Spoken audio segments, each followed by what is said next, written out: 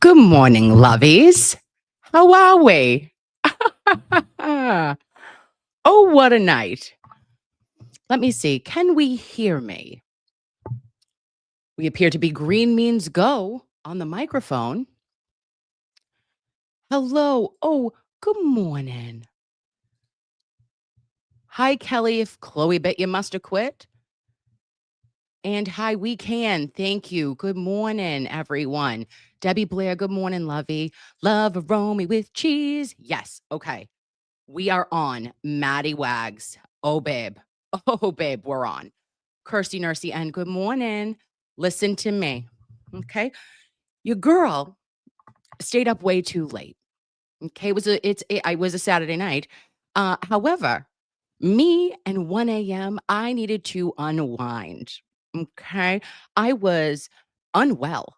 And why I was unwell is because I watched Dr. Turtleboy, Aiden Carney, who got the actual first in live in color interview with a juror from the Karen Reed trial.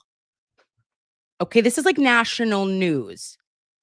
I go, is he going to be on Dateline? Is NBC 10? What is happening right now? Because this was a very big deal. Um, and there was a lot that came to light that I think that we knew, right? We were like, okay, we had heard this via the juror interviews that Turtle Boy had conducted and were on his website in his article and interview. But to see Ronnie, this juror, okay, incredible. And to ask the questions that were asked last night is invaluable information. Okay. It's priceless. And he spilled it all, spilled all the tea, babes. And I thought to myself, wow. Wow. I clutched my pearls and clenched my butt at different points that I was like, oh, got an eye twitch. And I was like, this is really game time decisions that have to be made. And what I took away the most from it, just overall arching themes, is one, thank you, Ronnie. Okay. Two, medical professionals are the best. Okay. All three said, no, I refuse. I cannot do this because I am looking and I keep looking at Officer John O'Keefe's body and his injuries. And then I see Karen Reed's 6,900-pound Lexus vehicle, and I can't wrap my head around that they made contact and that she was the cause, or her vehicle was the cause of his fatal injury in conjunction with hypothermia. So we black out over that. Then my other largest takeaway is that there needs to be, in my opinion, okay, a huge kind of, which we did know, but like it has to be reasonable doubt, right?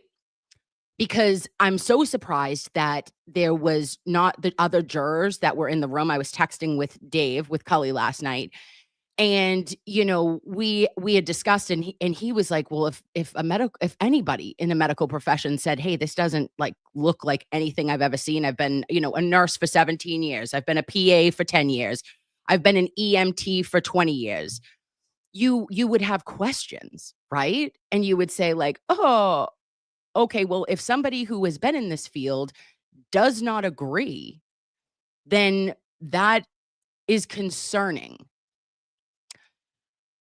And then it was, the final thing was that we need more experts. Okay. We need more experts on Karen Reed's defense side. And that has to come in the form of Dr. Turtleboy made a very, very great. Oh, oh, oh, sorry.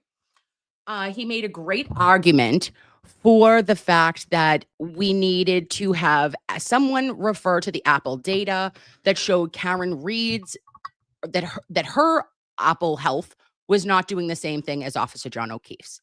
Now, I just want to say before we watch little snippets of this together, I don't want, if you haven't seen this, you need to go to to Turtleboy, his live, okay? And you need to go watch this in entirety. Very eye-opening, incredible, incredible interview. Great job by Aiden for pulling that off and really keeping the questions on base and not kind of having, it was just very, it was good journalistically in my opinion, because he didn't get like agitated when there was things that you were like, oh my gosh, like this would be slightly agitating to somebody who had put their entire life into this since April of 2023, and feeling like, oh, is this like, I can't believe that they didn't know, but they didn't know, babes.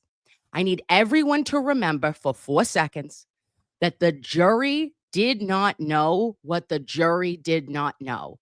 And what was not able to get in front of them is a big deal. They had a situation where they're seeing 3 charges, and we have a Boston police officer who is no longer with us in this world. He's gone forever. And that is something that the O'Keefe family will have to deal with for the rest of their lives. And it's heartbreaking.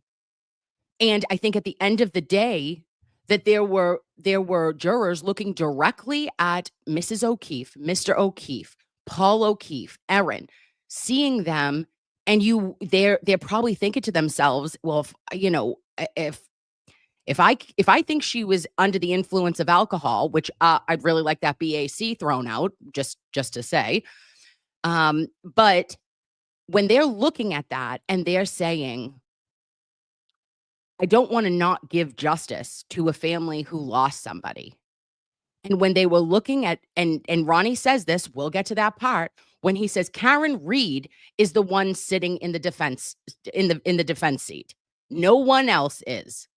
I was like, oh, oh, because they didn't, like, of course, it's, I guess hindsight's 2020, but now him looking at it can say, holy shit, we didn't know everything. You know, now that he sees it, he's firmly believes that Karen should be acquitted. And he said that he thinks she's innocent.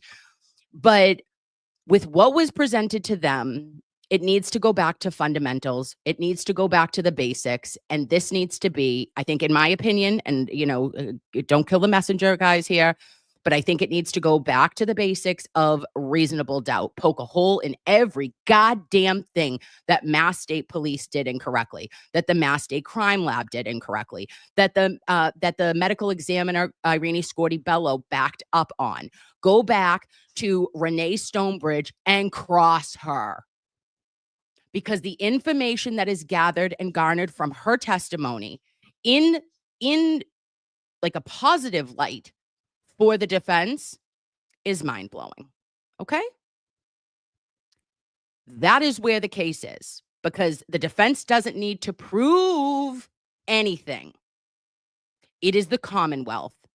And I do not believe in any stretch of the imagination that they will prove anything. Okay? All right. And oh gosh, I have a guest. I was supposed to have Cully on this morning, but he's at his parents' house. We were going to do a little Nurse Kim Dave live, but a man who has never let me down is in the back. So let's bring up our friend, the incomparable Larry Legend. Oh, good morning, Nurse Kim. Good morning, La. How are ya? I'm doing good. I'm glad I'm plan B. Oh no, you were plan A. But when Cully said he would come on, I was like, oh my gosh, I would love to see his face. Oh, no, absolutely. No, I'm glad you're giving me the opportunity to chat with you here about that insane interview last night. Oh my God, La. So tell me, what did we think about, like, give me your overall arching and then we'll watch some.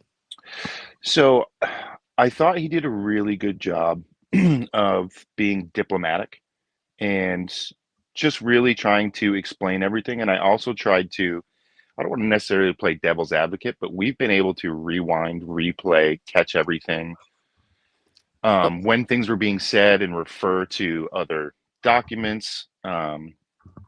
and the evidence and question things in real time where they didn't have that opportunity. So I tried to give a little bit of grace, but the thing, oh, I'm sorry. I didn't mean to interrupt this. I thought you were alone, Kim. I don't want to interrupt good talk. What are you talking about? He's All of making. us, we're staying. Larry, you stay. Dave, give me. Listen, you told me you were at your fucking parents and that you couldn't And come then I on. figured I'd pop on quick. I'm sorry, Larry. This is her fault. She sent me the link. This is her fault. This is I, not my fault. Keep it, going, Larry. I was listening to you. Keep going. I thought she'd keep me in the background. Keep going. This is her fault. Go ahead. no, so the final point that I was going to make, the thing that really kind of threw the devil's advocate right out the window is at the end when he was talking about the credibility of Lucky Lawford.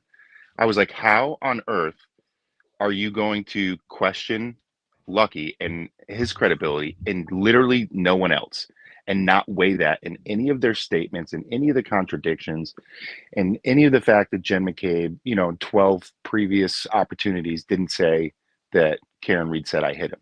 How does, despite everything else, how does that not weigh in when it comes to reasonable doubt on every charge? So that's the Yeah, point where he kind of lost me. agreed. Dave, what do you think? Well, first of all, Turtleboy did an unbelievable job. You probably Did said that from the he? beginning. Larry, I don't know if you know this. I put Turtleboy in jail. It's one of my big Jesus. claim to fames. I just did my job. I did my job. However, he handled that interview. I thought he just like asked questions and let the guest answer them. He didn't put. Yes. I mean, we know where Turtleboy stands, so obviously he put a little bit of his agenda in it, but not really. So like, I feel, and we're gonna see it. I'm sure Kevin is already bitching about it on the timeline and stuff like that, but there's nothing to bitch about. He just asked questions of this juror. The juror gave answers. Most of them, I mean, I think Kim, you and I were texting. I was pretty shocked by that. Like the biggest thing for me, because you've been a big proponent of this and preaching this, to think that there were medical professionals uh, deliberating and their opinions on this case was borderline disregarded is one of the most insane things I think I've ever heard in my life.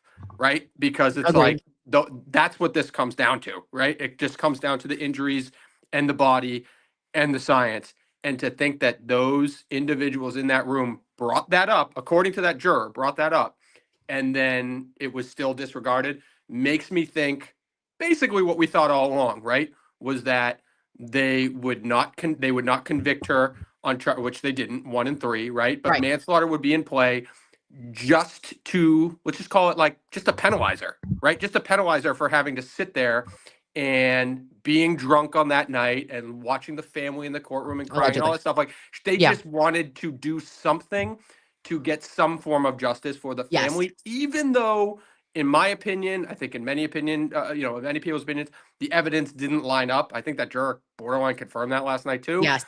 The evidence didn't line up, but they just wanted to do something.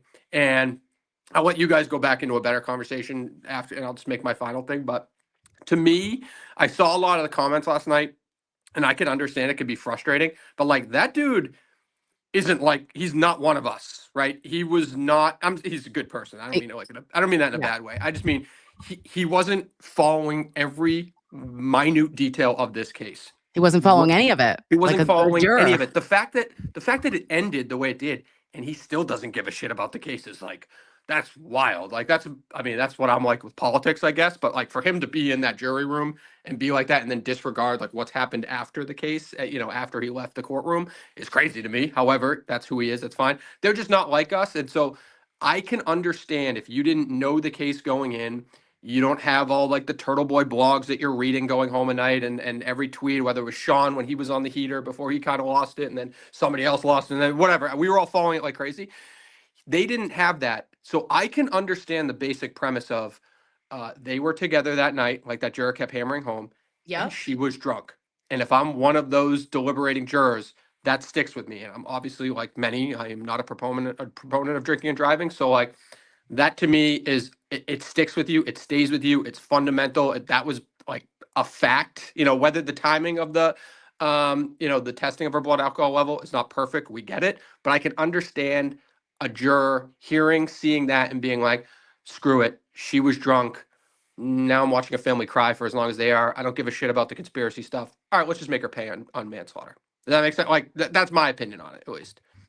Yeah, And they no, said screw the science. So if you're gonna do that, like I can understand the mentality. I don't agree with it. I would like to think I would have acted differently. Um, but I understand like how they did it, I guess. Not I'm not trying to rationalize it. I just understand it.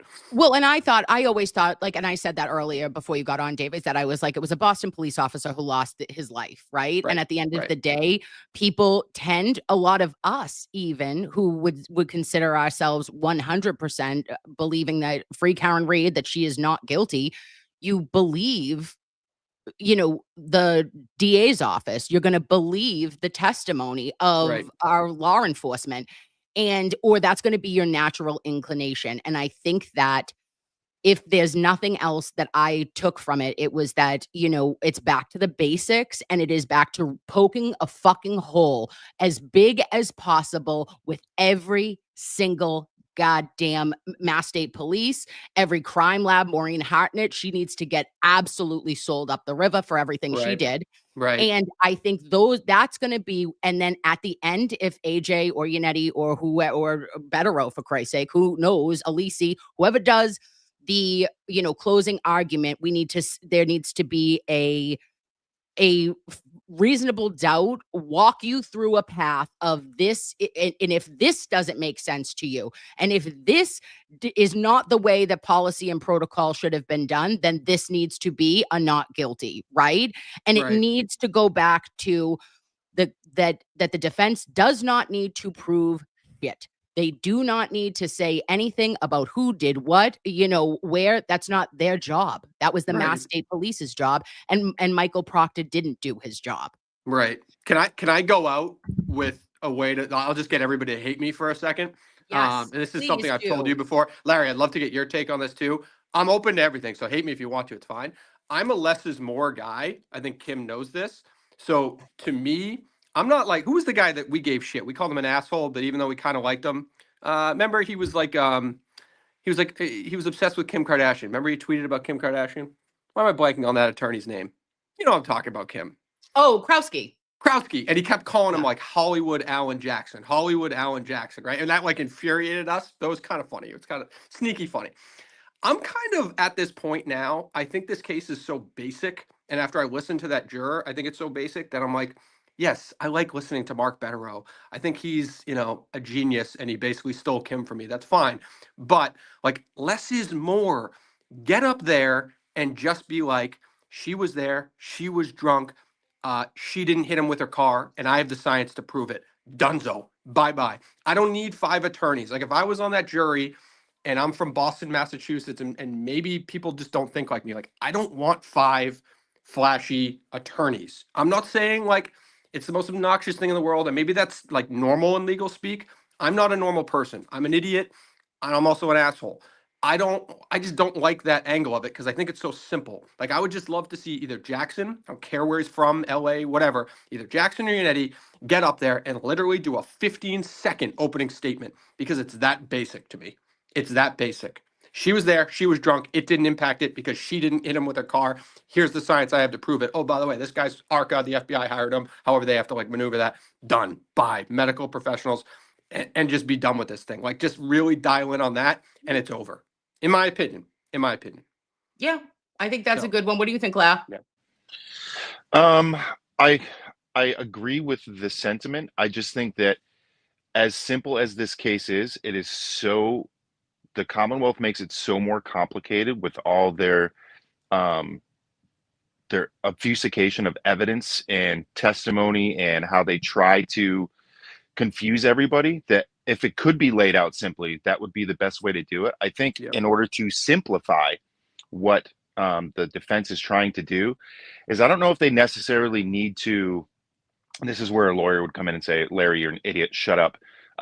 They don't need to focus as much on the third party culprit as much as Yeah. they need to do just the reasonable doubt and just continue to hammer the MSP, the Canton Right. PD, the responding personnel, the witnesses, the McCabe's, the Alberts, and poke holes in literally everything that they've said, that they've done, all the text messages, and just continue to hammer that. And you let the jurors get to that conclusion. I think that goes a little bit easier than it is to really comprehend how bad the Commonwealth is trying to frame Karen Reed, because that is such an insane, you can't sit down.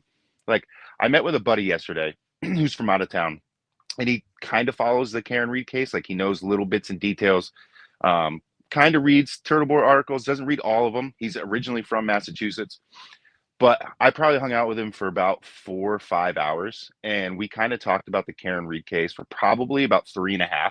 And I got into about 5% of what was going on, Right. Yeah.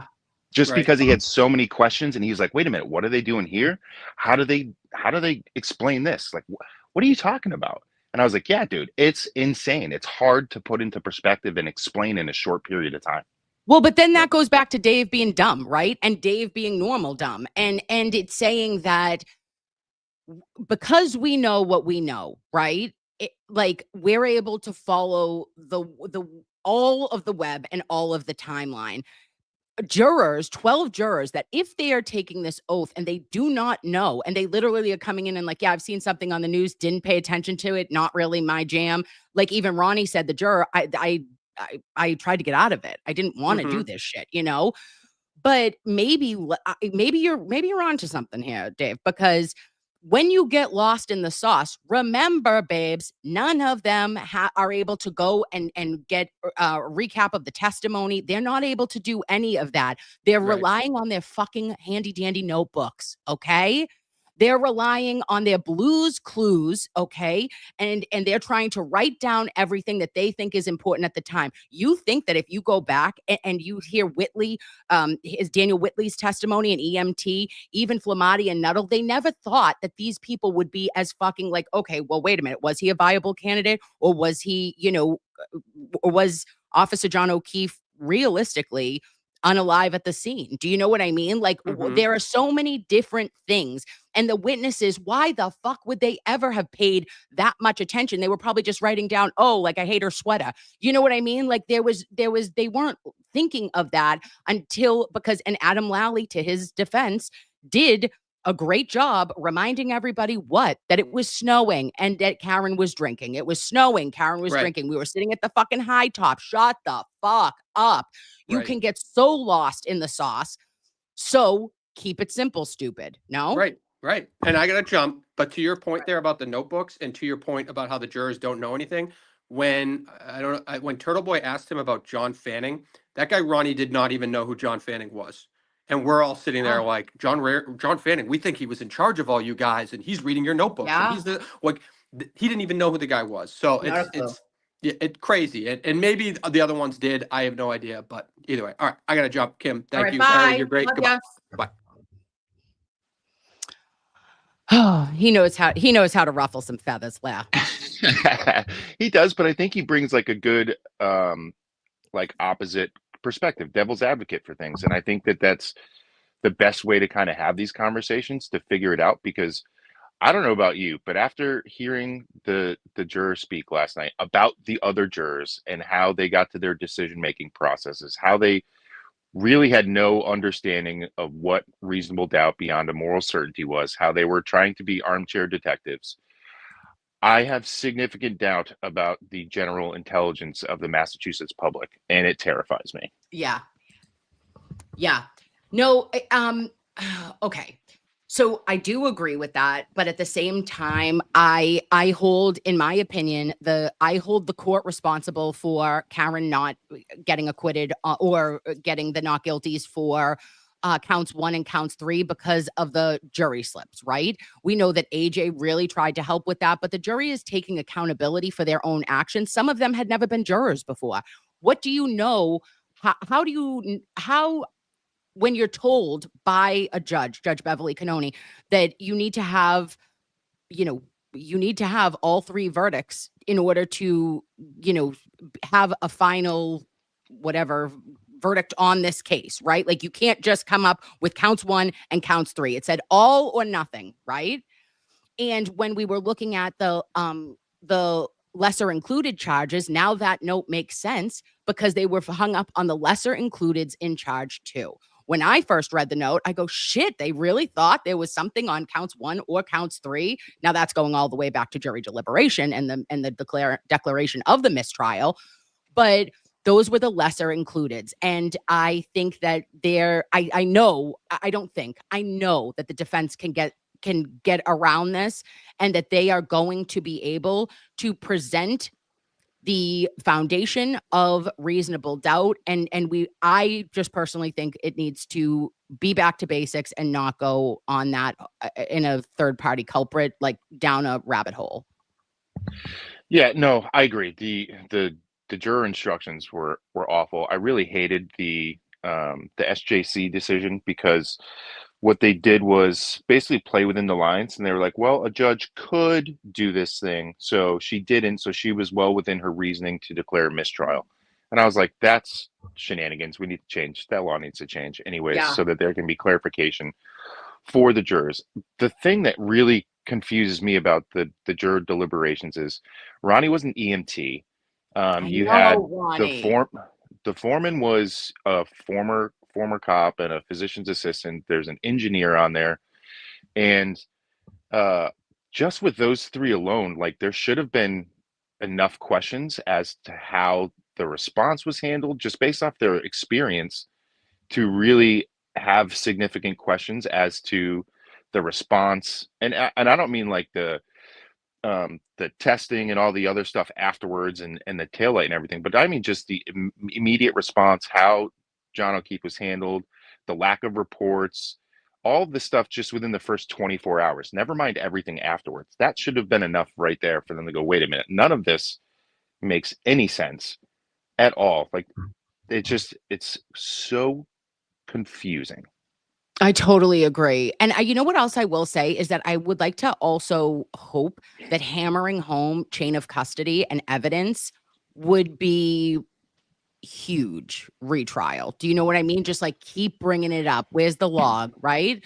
Where is this? Where is that? Because, Mass State Police bring up their own fucking policies. We've looked at them all, you know? And I think that that could be another great area to expose and really gut Mass State Police when it comes to them not having a damn care in the world about what was the right thing to do, but what was the path they were going down, hell or high water, in my opinion. Yes, that's another thing. The chain of evidence, the chain of custody for the evidence is such a frustrating, just based off of my personal experience, is such a frustrating argument that the Commonwealth and the AKRs and the plebans make, because they're like, oh no, it was in custody, it was here, it was there, and it was eventually put into, an evidence log. So in a scenario where there is some type of massive police response, or there's a death or a fatality in a car accident or something like that, you are not going to get every detail right. The timeline's not going to be perfect. When it comes to the chain of custody, you'll be off by a couple hours, maybe a day, maybe you didn't interview a witness, and so you've got to go back, or you need to get more information because of the hustle and bustle and trying to figure out how can this person be saved, etc. But then for there just to be days and weeks with Yeah. no documentation of a chain of custody for any type of information. And then that just goes on it spiders out into every facet. Witnesses aren't interviewed until they're in the middle of the trial. The inverted video comes out and there's no chain of custody. Like, all of that is just so befuddling, how that doesn't scream, hey, there are issues. And just even if the jury felt somehow insanely that Karen Reed was the only one drinking and driving, and she Oh, could therefore only be the one responsible for John O'Keefe's injuries, whether or not the car actually hit him, is insane.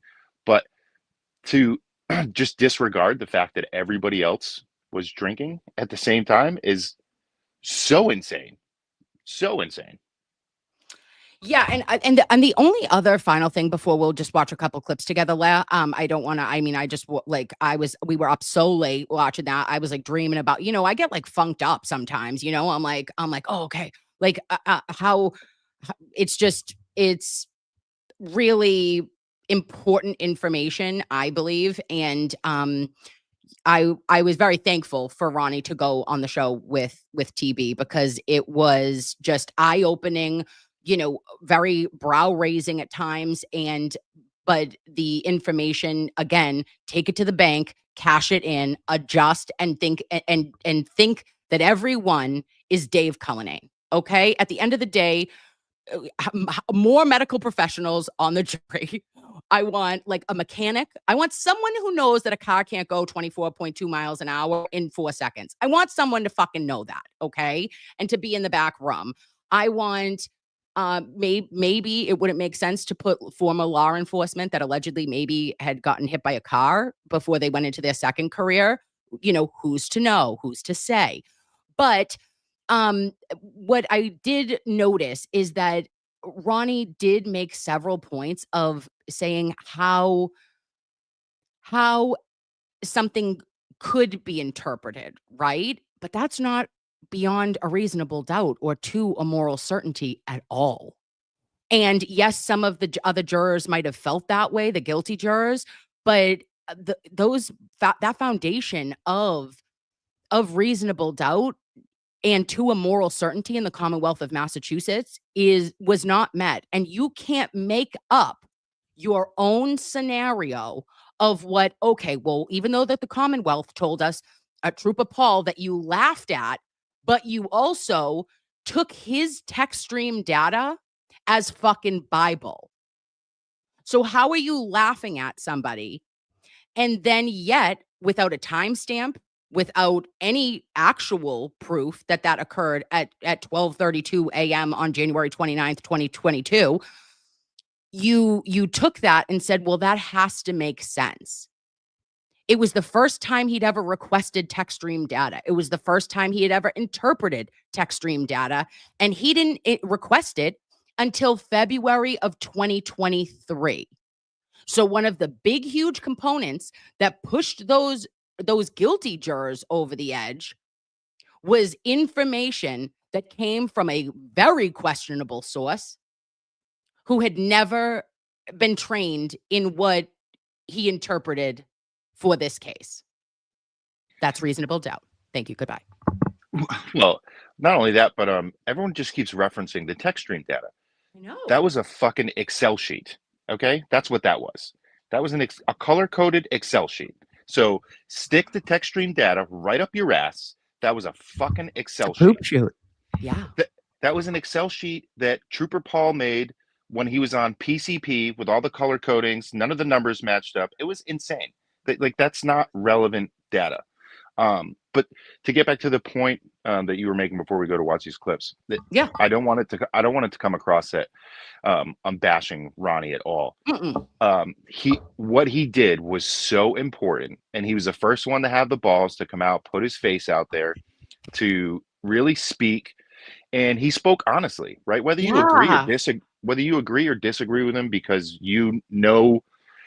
maybe we know more because we've had the ability to kind of just go over this day in and day out, is different. But he spoke honestly, and he answered questions honestly, knowing full well he's like, they're not going to like this answer, but this is my truth. Or he would say, well, I think the other jurors, they were thinking this or they were thinking that. But he also didn't bash the other jurors, which I thought was very respectful, allowing people to make up their own decisions. And again, that was a killer interview by Aiden, because he did it his way, right? Where he had some, he put a little bit of sass in some of his questions and some of the snark, and hey, come on now.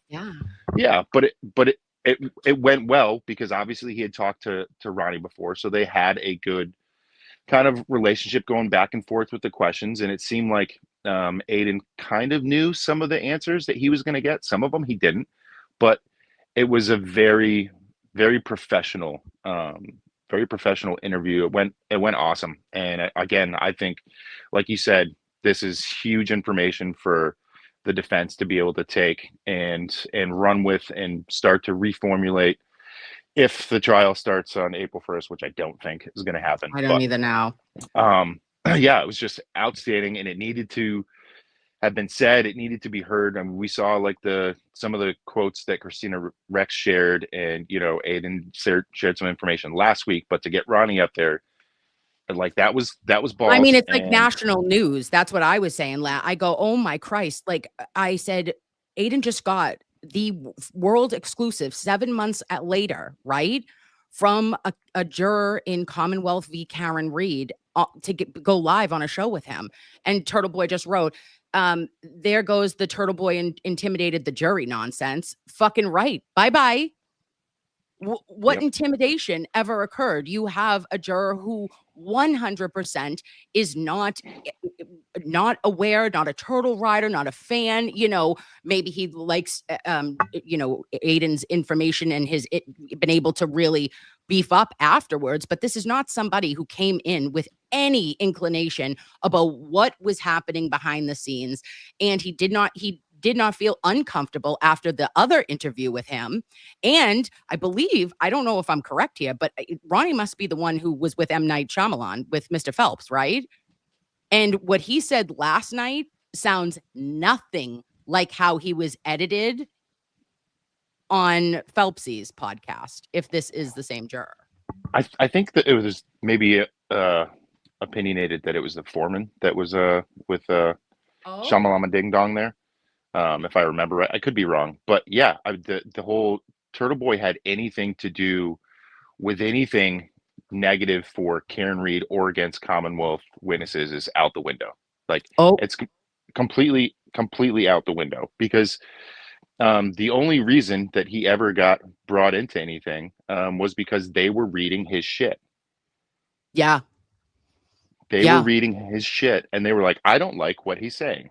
Yeah. And so that's what it was. And so it's completely out the window. I think yeah, I guess Turtleboy saying it was Ronnie and they edited what he said. So there you go.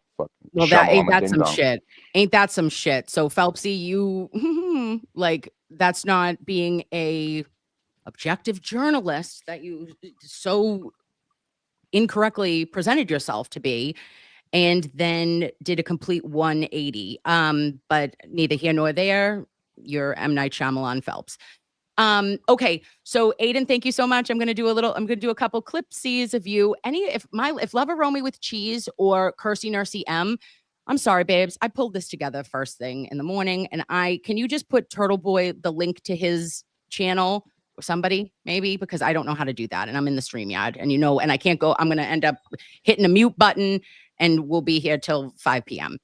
So thank you for letting me use your which he didn't, but I'm going to say he's going to let me fair use it just for this interview. And I just wanted to play a couple of sections. And I encourage everyone to go to his channel and to watch this in its entirety and get ready, put your pearls on and clutch them. All right. Now okay, what are we doing here? How do I, news layout. Nope. Okay. Where are you, Bub? I'm still here, right? How are you here? But I don't see you. I'm in the background. I'm plan B in it. Oh. Okay. Well, I'm gonna find you. I'm gonna. No, it's fine. It's just an avatar. Oh, there we go. There we go. Found it. I'm so sorry. All right. There must have been some movement.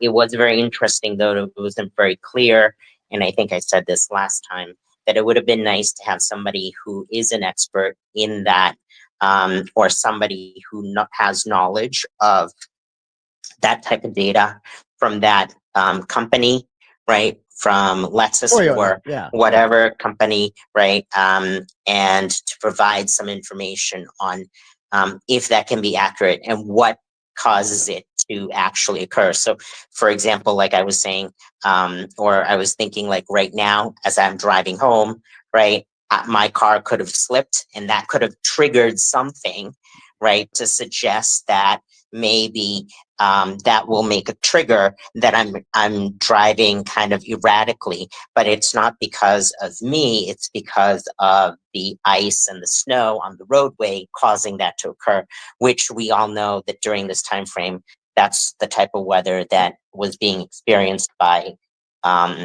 Karen and all individuals, I should say, during this time frame. What did you think about that? So, that part is always hard for me to understand, why there are like questions about how the vehicle operated when you hear of everything, because I just think back, because you have to go into the deliberations, right? And you hear the ARCA guys saying that there's no way that this vehicle accident occurred. So at that point in time, none of the tech stream or vehicle actions matter at that point in time, because the vehicle never came in contact with John, because his elbow could never have caused that damage to the taillight. And there's no way any rational person thinks that that taillight somehow bit his arm. So to me, that tech stream and the vehicle movement data just never made any sense whatsoever, because if you start from the point of the impact or where John's body lay and you start to reconstruct the scene, you literally get from here's his body on the snow to, all right, they say he got struck by a vehicle, but there's no way it could have happened with the taillight. So then everything before that means nothing. Agreed. And I hope, and I think that it's imperative, if possible, and like, is it? I don't know. But I'm going to post Karen Reed's defense fund in this video, in this description, and I'm going to keep pushing, guys, because I think that there's going to need to be additional experts that are retained for jurors to have that confidence in order to say not guilty, right? In order for them to confidently say, like, if they had anyone from Toy, like, I'll call fucking Tony from Ira Lexus Danvers, babe. Remember? Okay, I know Tony. And I'll be like, T, I'm going to need you to help me out here, because I need to know what happened with the vehicle, like Ronnie was saying about, hey, it's icy, but we all know this. And you're supposed to use your common sense and experience, your life experience, right? When you are coming into a jury, and you, as the jurors, have the right and the only ones who determine the weight of evidence, right? So it's just like, to me, I think that, like, the most staggering thing is to think to yourself, the weight that they put on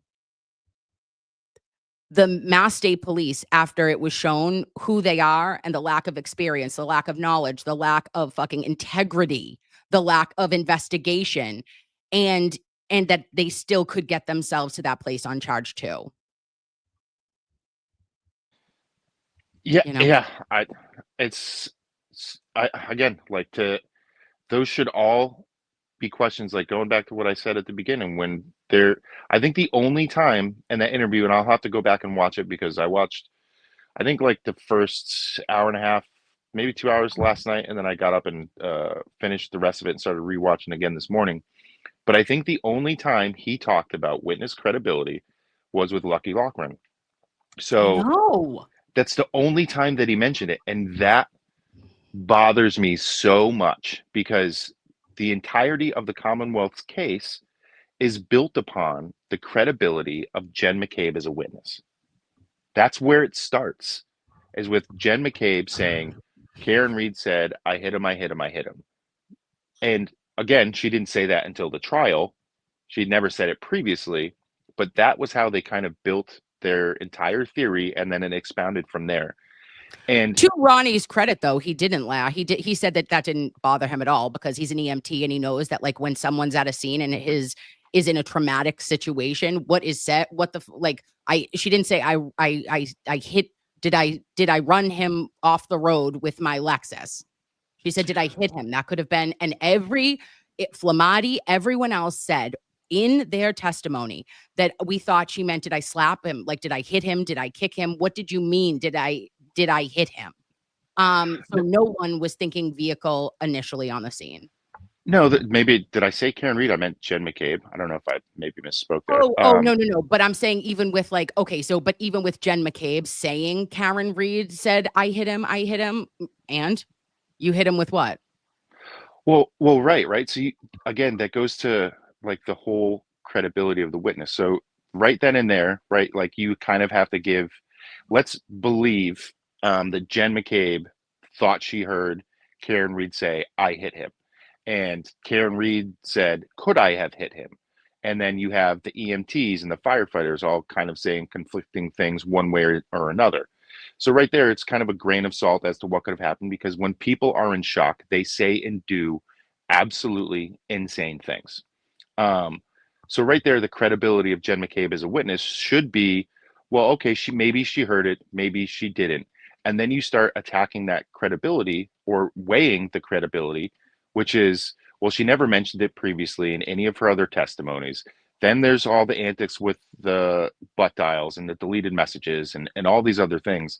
So how does her weight as a witness not get significantly worse when you're literally saying, Lucky Lochran didn't immediately report that he hit a basketball hoop, so everything he says means nothing. That's the crazy part. Yeah, totally agreed. All right, let's play some more of Turtle Boy's exclusive first ever juror interview with Ronnie from Commonwealth v. Karen Reed juror who wore a bow tie. And I love that about him. So if the defense had an expert from Toyota or whatever that could explain, like, is there anything that could make it look like you went a certain velocity and you really didn't? Maybe your tires were spinning, maybe the RPMs were up. That would have been a good witness for them to call. I think that would have been helpful. That was definitely would be a helpful piece. Okay.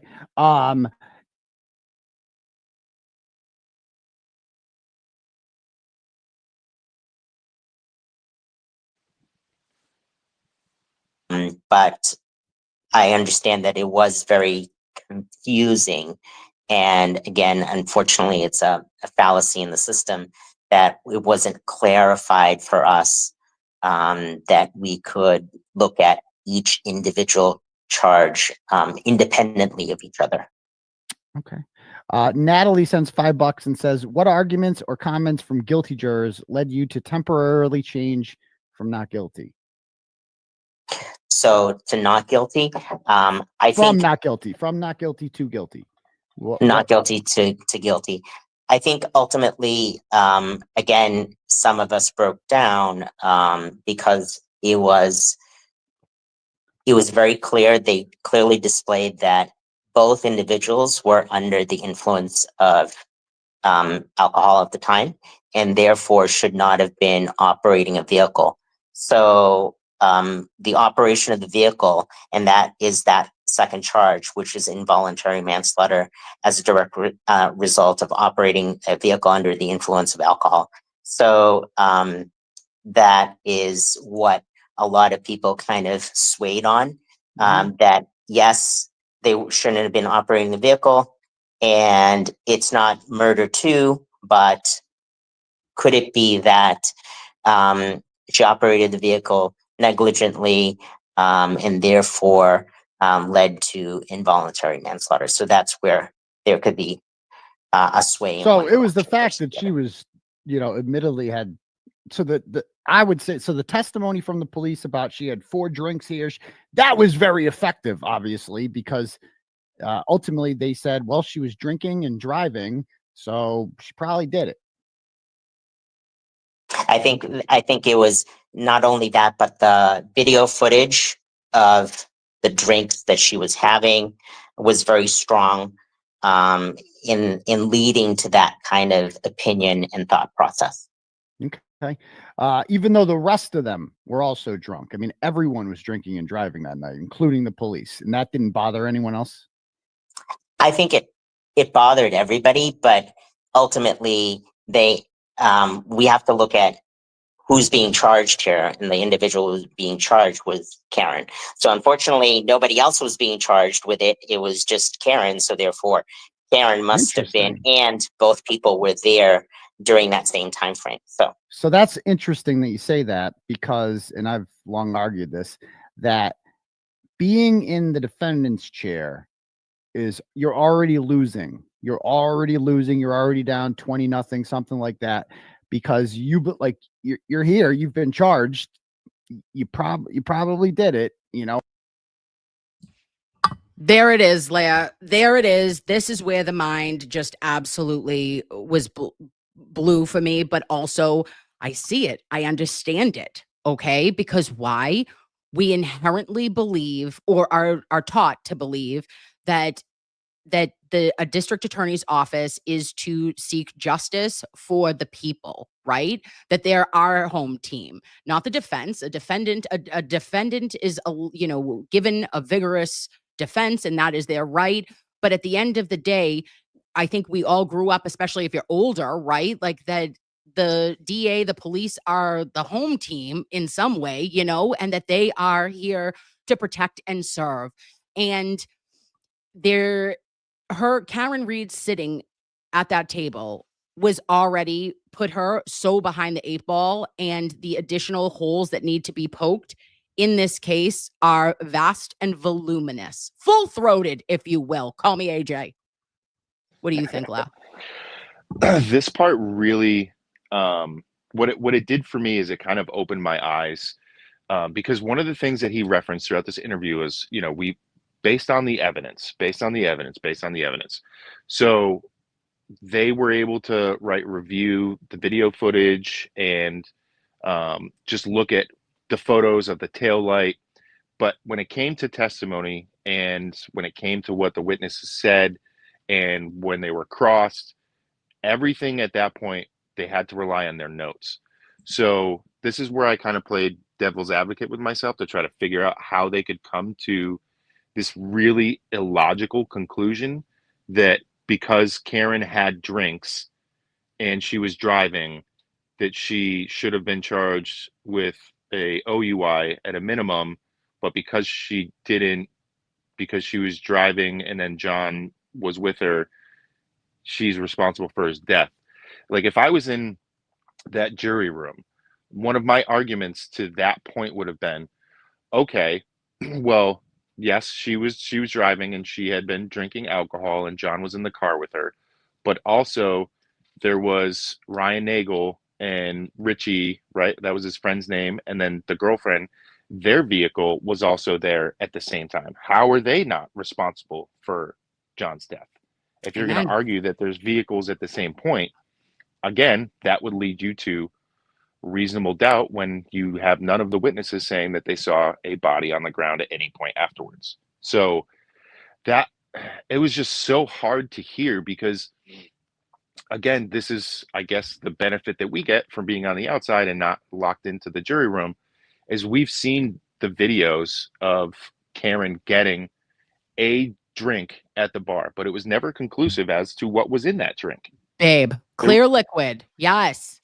It was never conclusive. And the receipts that were provided, they had different drinks on them that didn't match, right? Like I think she paid for a couple beers at CF McCarthy's, right? She paid for John's beers or something like that. But she was just drinking clear liquid and she was getting it from a glass. So at no point could the Commonwealth prove what was in those drinks. And then when you go back and you look at their, what do they call that? Extrapolated BAC testing or whatever. Yes, the extrapolation, which I wanted to, that sent me like ready to go through the television. Yes. Yeah. And so then you get to the extrapolation and basically I really like that witness because he just was Oh, he straight was up and great. answered. Yeah. And they were like, so if she had a drink when she got back to John's place at 1:00, that would skew everything, right? And he's like, oh yeah, I'd have no idea. We'd have no idea. Oh, of course. So, Well, and that range, like that range of 0.13 to or 0.13 to 0.29, I believe. Forgive me if I'm wrong, guys. But that retrograde extrapolation for a BAC that was not taken from the correct blood sample either, by the by, okay, wasn't done by the gold standard of care, wasn't done, what we didn't hear from anyone who collected it. We heard from Justin Rice, the ER physician, who didn't remember shit about shit, let's be honest. There was no nurse that came who was on the jury list. I mean, not on the jury list, on the witness list. And we were under the impression that we would be able to hear from at least somebody who, like, okay, when you were taking labs, did Karen even sign a consent for a talk screen? I have so many questions. Because she was there for a Section 12. She was not arrested. She was not charged. What in the fuck is happening right now? So yeah, there's so much to garner from this. literally at every point when Ronnie was talking, there was an argument for reasonable doubt. at every Oh, point. Never mind the beyond a moral certainty, just reasonable doubt at every turn. So that's why I was very eye-opening to hear about the deliberations and the decided factors and like personal bias. Um, and then what you would only assume to be is the jury somehow feeling like they needed to be the executioner. And the yeah. jury is just supposed to be the jury. They don't need to figure out if someone deserves at this point, right? They just got to figure out if they're guilty or not guilty. They don't have to figure out what the prison sentence is going to be at this point in time. They just need to figure out if they're guilty or not guilty. And to mix that in with feeling like they needed to somehow find Karen guilty of something because of a personal bias is Yes, babe. that's concerning because that's where the foreman you would expect would be stepping in and saying, no, we've got to really make sure that this is what we're looking for. These are our instructions and make sure that we're doing this the right way. And it's not about feeling guilty for or feeling bad if we don't find Karen Reed guilty for the O'Keefe family. Because the other argument to that is understandably, if you want to find somebody guilty because you feel bad, you still have to think about what if you're not what if you're finding someone guilty who's not guilty? How does that affect the Reed family? That's Yeah. why you have to have those arguments. No, of course. And I know that there's like a famous saying it's better to have one guilty person go free than to have 10 not guilty people go to jail, right? Like, or however that saying is actually goes. But there is, or yeah, I mixed it up, the exact opposite. So it's better to have one guilty person go free than 10 not go to jail. I don't remember exactly, but there is a huge push for a closure for the O'Keefe family, I feel, and that is going to be something that is felt in a second jury no matter what. But at the same time, there needs to be a stark reminder that Karen Reed's is presumed innocent, okay? And that she is innocent until proven guilty. And I believe that the Commonwealth has never and will never be able to prove that in the flimsy and uncredible, not credible information, investigation, or anything else. The witnesses, everyone involved, this was a perfect storm. And it was a perfect storm to pin it on the girl. And they did it from the first few hours of Officer John O'Keefe's investigation by Mass State Police. Now, quickly, La, could you tell me, because you were the one who brought this up to me about the CERT team, babe, because when you told me this, I blacked the fuck out. So the CERT team typically is used, it comes together for like missing people, right? Or like in order to help find missing persons, not someone who was found on a lawn and then transported to Good Samaritan Hospital and then pronounced unalive at 7:50 a.m. on January 29th. Is that correct? Oh, it's 100% correct. Now, what they could do, and this was never brought up in trial, so I'm just guessing here, is if for some reason they could not get the Mass State crime lab folks to respond, they could get CERT team folks out temporarily to help secure the scene, just as bodies to secure the scene if Canton was um, pulled off because of a conflict and they wanted just to make sure that there was no conflict. They could use CERT team bodies just there, or any Mass State Police bodies. They could call in anybody that they needed to kind of secure that scene until the Mass State Crime Lab, like the evidence team, would actually get there and respond and perform their investigations. And a lot of times, especially with a what do they call, like an unattended death, What do you think? you might not have the entire lab folks like respond immediately. It might take them a little bit of time, but that scene is going to be secured. They're not going to allow movement in and out of anywhere. So the fact that they tried to like play off this CERT team as like the CSI, Mass State Police CSI team, is insane. They can do the bare basics, but that is not what they are certified and trained for. Yeah. Wow. And it's like, why did they get, I don't know. I have questions about that, because I don't freaking know. But when you brought that up to me, that you were like, Kim, that's not a typical way to go. And especially that they didn't get deployed right until after 5 o'clock. And it's like, you left that fucking crime scene alone from 7 a.m. or whatever. I guess like Lank technically went back, and he was there at 9 when Jennifer McCabe called him over to remind him of something that, Karen said something, just a reminder. But there was nobody else there. There was no crime. We know that nothing was there. So them as bodies being there to secure what? Secure what in the dark, 8 hours later. I don't get it. And why you were deployed when there was only 3? Why weren't you deployed at 8 o'clock in the morning? As soon at 7:50, Officer John O'Keefe is pronounced. Then I feel like then that would have made sense if someone was there in the morning, but it didn't happen that way. It just feels like all the weird shit occurred. Well, there was a bunch of semantics being played with responsibilities and when people need to respond and when they don't, based off of all the different communications going on between Proctor and Buchanan and calling the ME and then setting it up with the CERT team. It's just like, that is not ever how things are done. It's just completely not normal, and they Ass did it for a backwards. very specific reason. Tell him, laugh. Okay, now let's listen to this. Somebody could have broken the tail light from the garage, and then kind of brought it to that location prior to the team getting there. And you were unable to do that because they did not provide you the CERT team report because there was no report. We were actually we kind of looked at it in terms of timeline based on the trooper's testimony. And then because like I said, we took notes. So some people were taking notes of timeline there, and we were writing down times.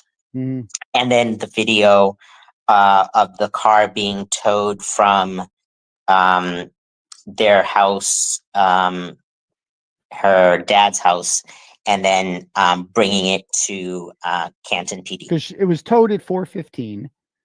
The CERT team search began at 5:45. And I think most people would agree that's more than enough time to get the car from Dighton to Canton.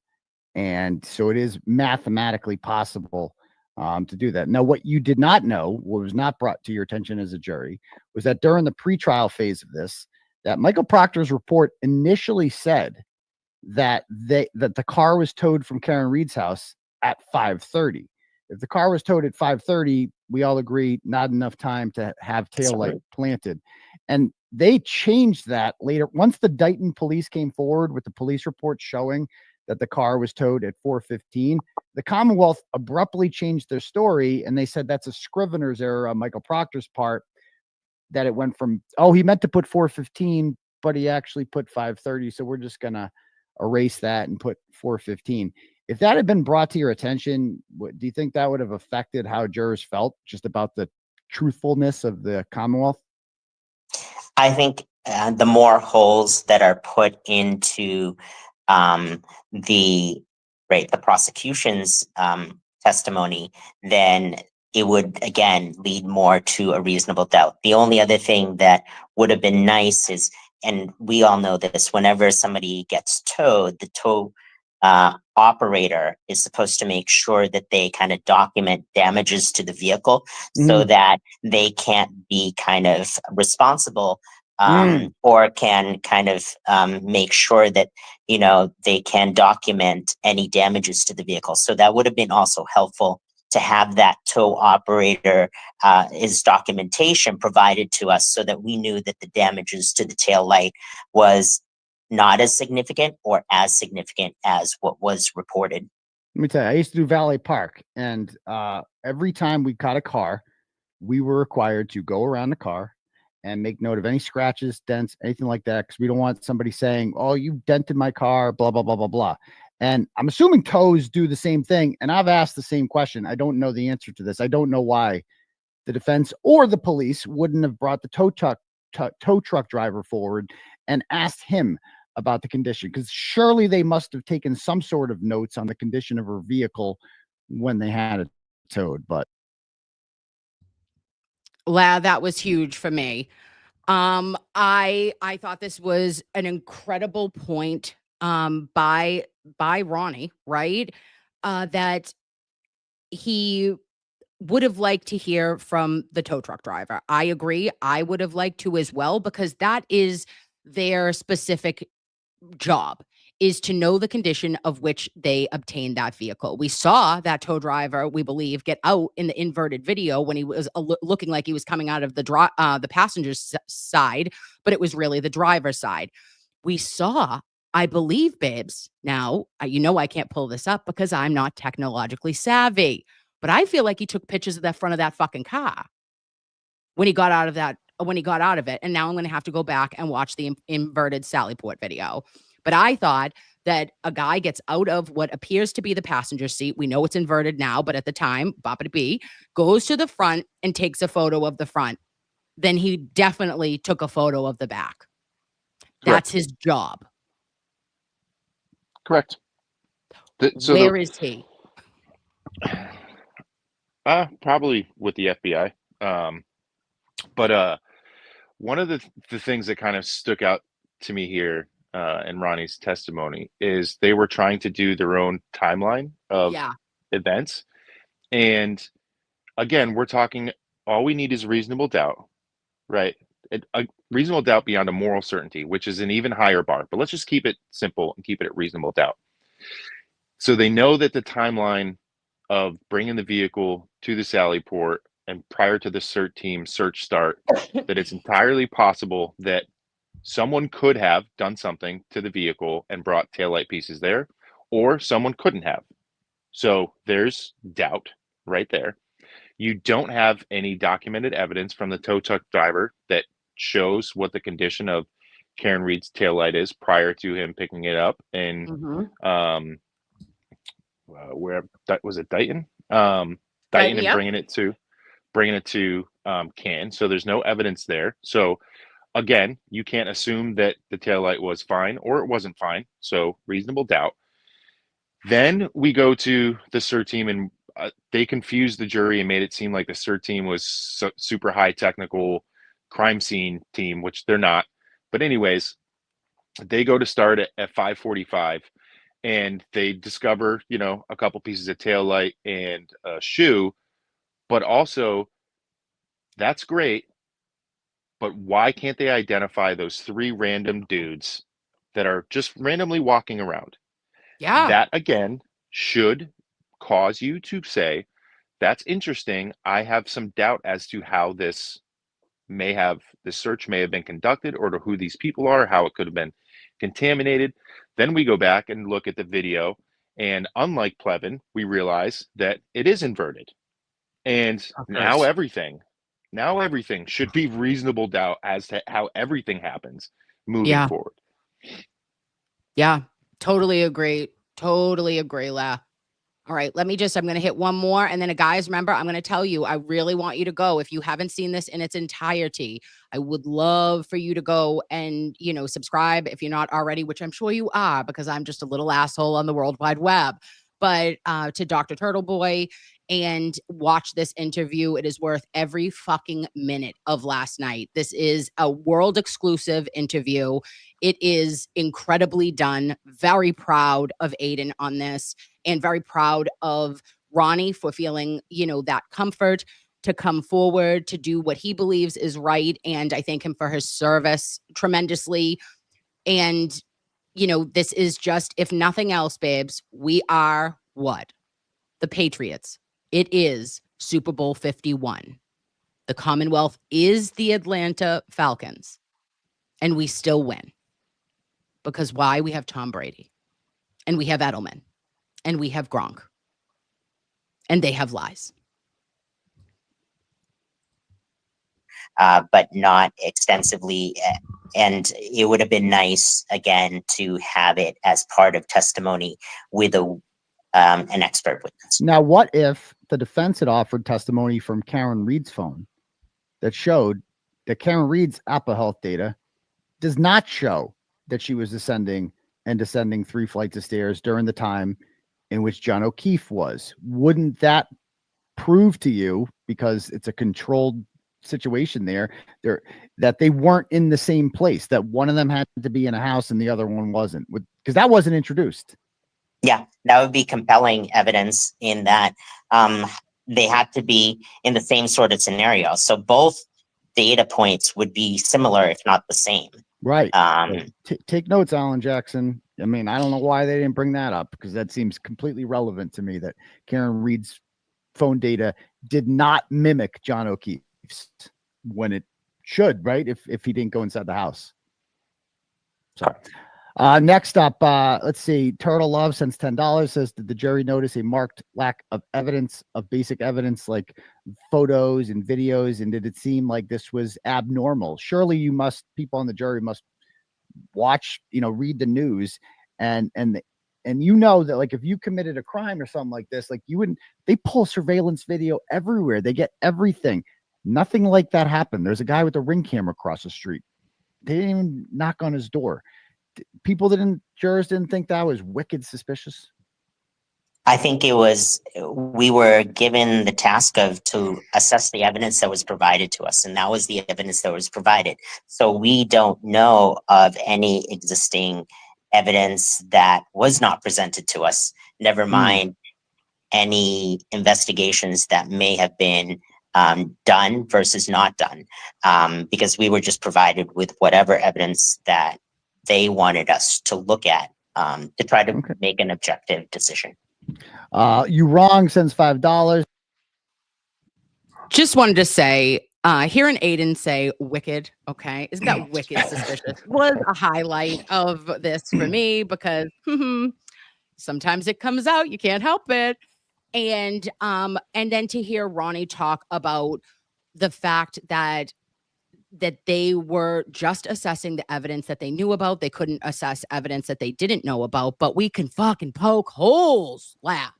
We need to say, why didn't that happen? Why wasn't the fact that a Boston police officer was found near death or die, or unalive on another Boston police officer's lawn, and he gets transported, and they allege there is no probable cause to go into the house. There's no, and no one's canvassing streets when you got fucking Kelleher across the street who gave you the friggin' Solo cups and your Stop and Shop bag. Like, So- I don't get it. I am like, I feel like that didn't compute for me. No, this again was kind of contradictory to, and I know that he's speaking for the jurors sometimes, and he's speaking for himself other times, and he's trying to provide insight and clarity. So I'm not saying that Ronnie is the one that's being contradictory, but Right. they keep talking about, oh, we could only look at the evidence that was provided. We can only look at this stuff, and this is how we're supposed to base our judgments. However, you're contradicting yourself, because you're saying you couldn't come to an agreement on charge 2, and you're basically saying she was drunk, John was under the influence of alcohol, they're both in the same place at the same time, and John's dead, so she's guilty. There's no evidence that proves that. Of that. So- yes. So how do we keep going back to, and I think that this is where he's being potentially politically correct, and he's saying, well, we only looked at the evidence that we had, et cetera, et cetera, et cetera. I think it was way different in that during those jury deliberations than the way that he kind of said last night, which is fine. I'm not knocking him for not kind of going into more detail about it, and probably allowing more folks to be able to come out and share their story and their side, because he didn't come off as a bad guy or particularly biased in one direction or the other. I thought it was important that he did say that he thought Karen was not guilty on all charges, and I think it was important that he said that there were a lot of issues with the jury instruction. Yes. And as well as not being able to review testimony. I think that's a complete fallacy that they're not able to go back and look at that, because I think if they were able to do that, there was no way There's Agreed. absolutely no way that there would have been anything other than not guilty across the board. But back to the original point, he keeps referencing the evidence and saying that that's all they had to make their deliberations. However, they're also playing armchair detective and trying to guess and assume what is there, what's not there, based off of zero evidence. So, again, going back to understanding the concept of reasonable doubt beyond a moral certainty, that's what the defense needs to hammer. They just absolutely need to Totally. hammer that. And again, we know that hindsight, we're Monday morning quarterback in this, right? You Mhm. know, while the trial was going on, I was so confident. Honestly, Lal, like I was at a fucking watch party at El Jefe's house, okay, with the Glare, with Turtleboy, with Mazza, with Mike Crawford. Everyone was like, I was like, this is going to happen today, you know, for day one of jury deliberations. And because that's how I saw the evidence, but I was also able to watch it again if I needed to, and to expect people, these 12 jurors, to have documented what they needed to, and to convince each other that the Commonwealth was full of shit up to their eyeballs, did not occur. Okay. So that's why at the end, you need to pull it all the fuck together, right? It doesn't need to be 9 weeks. Fuck Adam Lally. Pardon me. I'm so sorry. That's disrespectful. But Nah, fuck them. the what if anythings, you know, that it was 69 witnesses, all of which, what, 8 of them maybe needed to really testify. And it just was such a colossal Strategic. board of shit show, you know, like we got It was Aruba in, we've got all this shit that was like, what the fuck are we talking about right now? And you want to wonder why people were lost in the sauce. They were probably like, I don't know what the fuck I'm supposed to even be like gleaning from this information. So yeah. well. I think that's the problem that I have with this foreman and his police background is that he should have really been able to take really good notes and pick out key information in terms of the evidence collection, the timeline, what's important, what's not important based off of what the witnesses are stating. Like the engineer should have been able to really understand the physics of what happened and why it could not have happened the way that the Commonwealth says it. When it comes to Ronnie as an EMT, I feel like he should have been able to take really good notes when it came to any of the medical side of the house. Yeah. And understanding form and function and what should have happened and what shouldn't have happened and why things were weird and wonky. When it Yes. comes to Lally, I did not in the moment, I was like everybody else, like these fucking what ifs are such ass. What are we doing? But at the end, when there was declared a mistrial, I can't remember how soon after, and I don't know if maybe someone else planted the seed, but that was a strategic move. So the Commonwealth knew that they could not get that the jury could not use testimonies to review. They couldn't go look at transcripts. All they were going to be provided was anything that was, in evidence. So they would have to refer to their notes, and the Commonwealth took a bet that they were able to bore them to death and just get them to gloss over and not pay attention to certain things that would have been key. Like giant tinfoil hat. I think it was asked last night in the interview. I think one of the other jurors asked about, hey, would it have been good to have a lawyer on the jury to kind Yeah. of help explain things? So I think that whether it was Auntie Bev or what's that guy's her little helper there, Jim, Good old DUI Jim. Jim, Yeah. yeah, DUI Jim, whether whether they had any influence on or not as to pulling those jurors off and how that entire jury was formulated, they were able to take out a couple, FKRs, and FKRs in terms of you could tell that's the way that they were leaning based off of people that were in the courtroom and saw their faces in reaction to Trooper Proctor testimony, etc. Yeah, Jess did a really good job on that. I know Jess Machado, when Yes. she was covering it, she would do beautiful descriptions, of jurors and of their, like, of just what she was telling from nonverbal communication. Yeah. So again, the entire strategy was to just confuse and bore and get people to not understand. Because if you look at just the physical evidence, and again, what Ronnie's saying, the lack thereof in some cases, where there is no log, there is no chain of custody, there is no this, there is no that.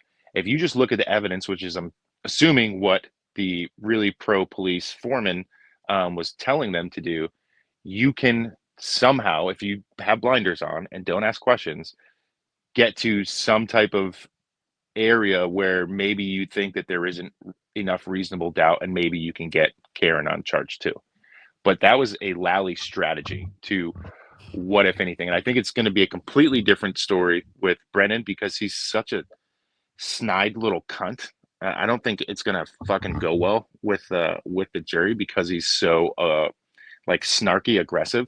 Um, Yeah, he's a so it's defense lawyer, right? He's yeah, defending the Commonwealth. And I really think that his approach and the way that his ego may be what kind of does him in on this one, because we know that unfortunately Lally is a beta male, and he is just very he's a dollar store pencil sharpener now. he is, babe. He's a dollar store pencil sharpener, and fucking Hank's got a handful of number twos with his name on it. You know what I'm saying? That's right. Oh, all right, babe. That's it. I'm gonna say to everybody, I appreciate you for joining me. And I want you to all to go and watch, if possible, Dr. Turtleboy interview, exclusive world interview of Ronnie the Juror. Incredible, incredible information. Great takeaway. I don't want anyone to feel like out of your minds. Do you know what I'm saying? Because this isn't you, right? Like it's not you. You know more than these jurors ever knew. Okay. And this is an incredible opportunity for the defense to adjust. You adjust and you ensure to keep it simple, stupid, right? Like as simple as possible. Again, this case has so many twists and turns. And if the Commonwealth is going to, put on a 40 witness show, right, instead of a 69, or if they dwindle it down, you still have incredible opportunities to show the lack of investigation, the lack of integrity, the lack of evidence, real evidence, not what they fucking told you was, but the actual evidence. You will see that the Commonwealth has been holding on to this case by a fucking thread, and it needs to disintegrate. Okay? Because it has possibly been the largest miscarriage of justice that I've ever seen in my lifetime. I couldn't agree more. Perfectly well said, Nurse Kim. Oh, my lap. All right, what are you doing today? Oh, I don't know. So many opportunities. I might go to Olive Garden. I go to Ooh. Olive Garden. Hey, when you hear your Might, family, babe. Might go to Home Depot. I don't know. Might go streaking in the that. quad. Hey, a lot of opportunities for you. Listen, stay with me while I do. I got 9 of these, so I want to do these for everybody. And thank you so much, guys, for joining me on a freaking Sunday morning. But we had to have a service together. You know what I'm saying? In the name of the Father and of the Son and of the Holy Spirit. Oh, also sidebar. I do believe that the Glare is doing a recount, and he's so good. He'll do the whole shebang with you guys. At 6:00 tonight. So go tune into Will tonight if you would like to watch it. And also, again, just a reminder, congratulations, Aiden. This was incredible. Very proud of you. We have Kelly, who has been a member for 1 month. She said they basically said they charged her. She did it. Yeah, they sure as shit did, babe. And Maddie Wags, thank you so much, says, and babes, it seems like they gave the CW way too much credit for having a good reason to have arrested Karen. He kept saying they were the two at the house and she was drinking. There was more than Officer John O'Keefe and Karen there. Yes. And so I'm so sorry, Maddie Wags, because when I do these at the end, we talked about that. And I know that we know that we talked about Ryan Nagel and every other mother frigga. I'm sure that that even Matt and Jen and Julie in the back and who was the other one? Julie Nagel came outside. How do we know she didn't run John over? Yeah. Yep. We know Higgy's a nightmare. Like She's everybody was a she's nightmare. got 6,000 pounds of force. She could have done some damage. And Loveromi with cheese loves her Dave, and we all do. I'm glad he made a little appearance with us this morning. And we have another Loveromi with cheese. Stop it. Brother Council did a good video where he talked about some specific questions he asked the jury. Nope, he asked during jury selection. Wood could address the jury deliberation verdict slip questions. Hopefully, this will make sense. I'm making pancakes for the kids as I type. I'll go watch the video, Romy. That they could adjust the jury deliberation verdict slip questions. I don't know, babe, but I know that I think that it would be great for everybody to know what Brother Counsel maybe says on his specific deliberation, or when he's like picking jurors. The juror selection is very important. I think we made some missteps there. And the PTSD healer says, since $9.99, thank you so much, Lovey, said the juror who suggested TB hired Arca should be investigated. No way of connecting TB to this case unless you watched and followed it outside the courtroom.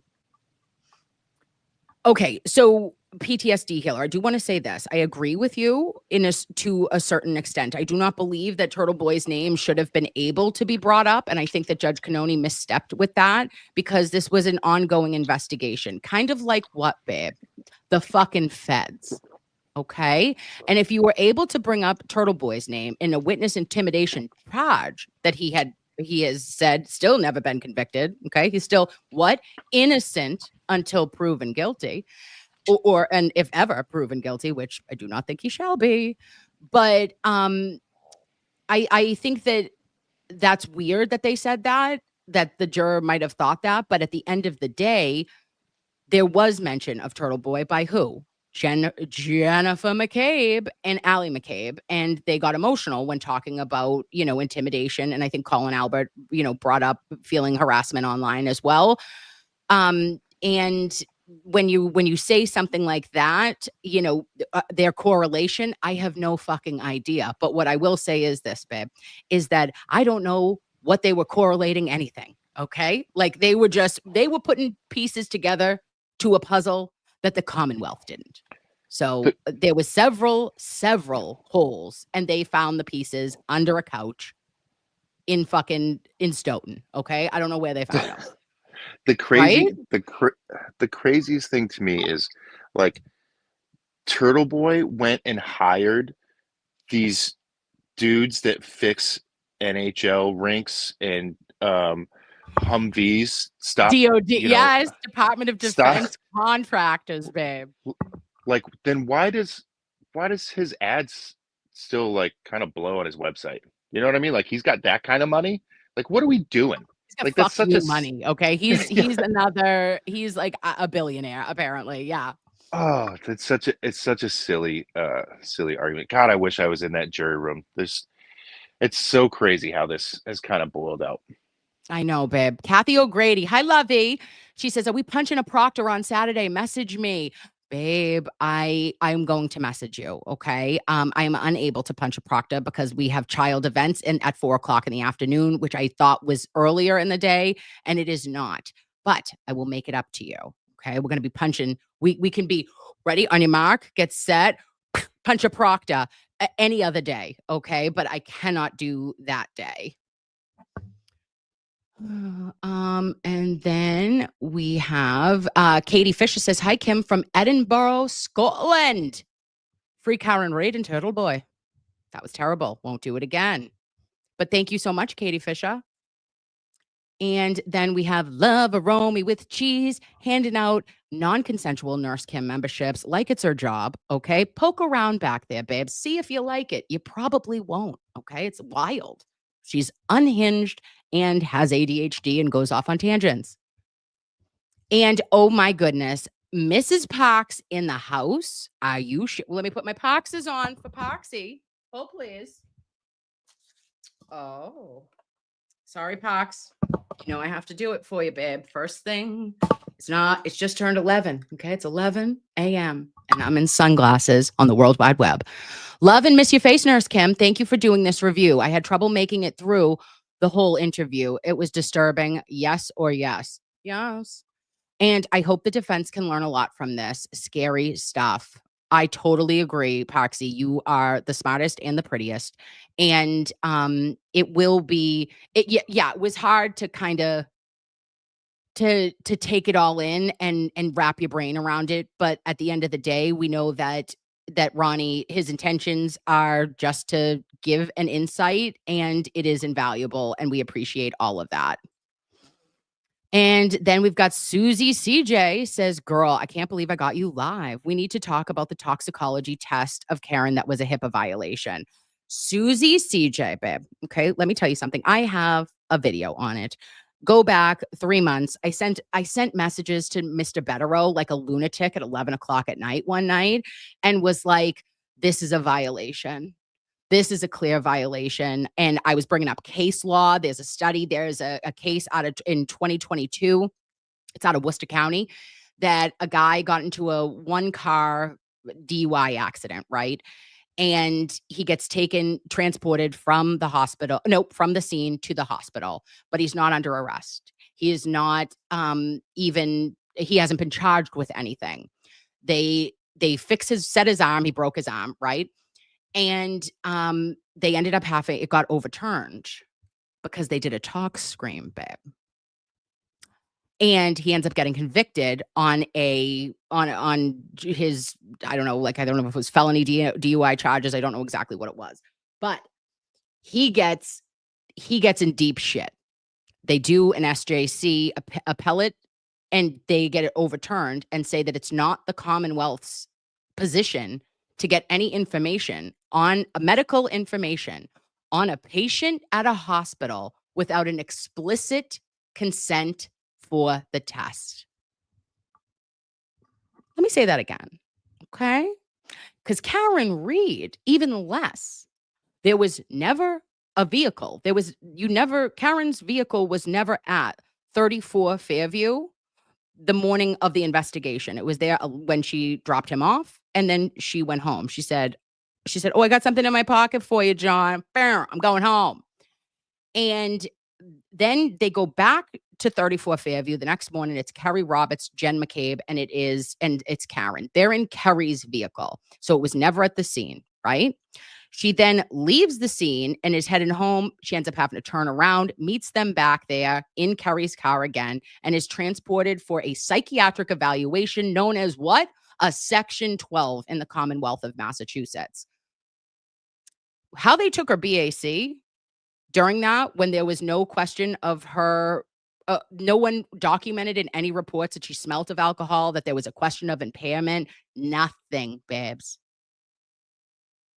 I don't know how it occurred, but it's not going to hurt her if it's in her medical chart. But what was the grounds that the Commonwealth had to collect that information prior to her? She was never charged when she was treated at that hospital. And I can guarantee you that if you subpoenaed Good Samaritan, there is not a consent for toxicology, which is not a general consent to treat. And that, my friends, is why I need to be Misty and Eddie's intern. Right, Leah? Absolutely. It's such important information that somehow gets glossed over. It's just so wild. I know, babe. Stacy Face Travels says, I feel like Ronnie was honest and super brave for doing the interview. Totally agree, Stacy Face Travels. Also, Aiden did a great job. The dream team just needs to do a bit better the next go around. And is it better? I don't think better, Stacy Face Travels. I think it's adjustments, right? It's adjustments because when you're looking at something so closely for as long as the defense team has,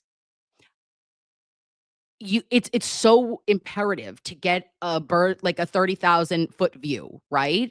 That you're saying, okay, well, what I see this is it how Ronnie saw it, how other jurors saw it, and to tweak those adjustments so that you can say, I cannot give every piece of fuckery that the Commonwealth, that Canton PD, that these fucking witnesses, that all the shits, we can't give it all. But what we can do is say without beyond a reasonable doubt and to a moral fucking certainty that Karen Reed and her vehicle did not strike Officer John O'Keefe and cause his fatal injuries and subsequent death.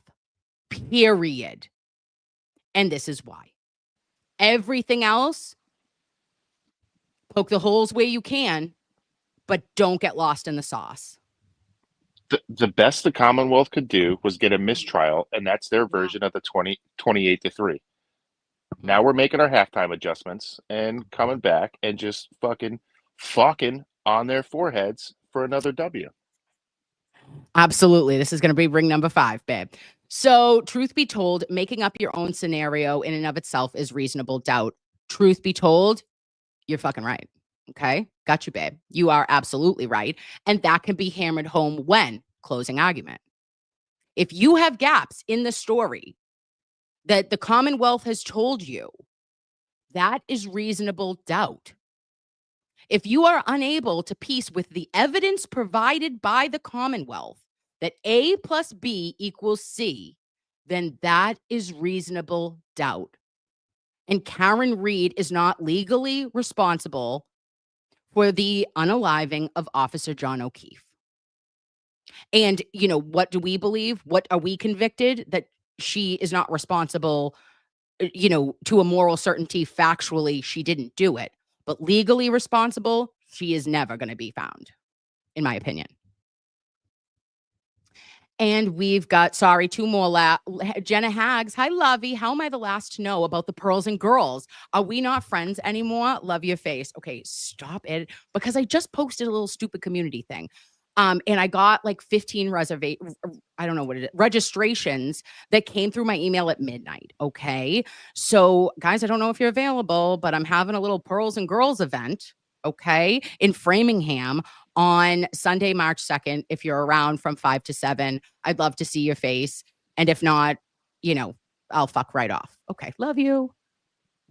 If you want to come, you can be one of the Pearls and the Girls. And Susie CJ says, yes, that's what I was hoping. You are amazing. I didn't know how to tell the team. I saw that episode that you touched on it. Yes. Thank you, Susie CJ.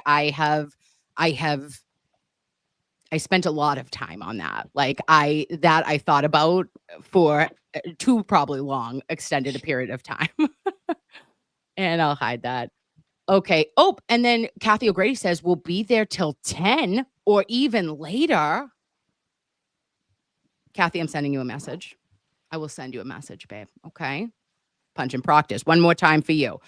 Everybody, happy Saturday. I mean, happy Sunday. It's Sunday. Who is she? We don't know. She went to bed after 1 o'clock and was up at the stroke of 7. All right. On your mark, get set. Punch a proctor. And thank you for being an incredible co-host. I love everything about you. And I wish you an amazing rest of your day. Oh, I love you too. Thanks for having me. One last thing I want to point out, which I found hilarious. Tell me. Fat Matt McCabe does not like the Asian house, but Ronnie and his Asian American heritage comes out and drops those big old Asian nuts right on the forehead. So there we go. Okay, everyone. We love your faces, and we appreciate the Asian pendants and nuts. Have a great day. Bye-bye, babes.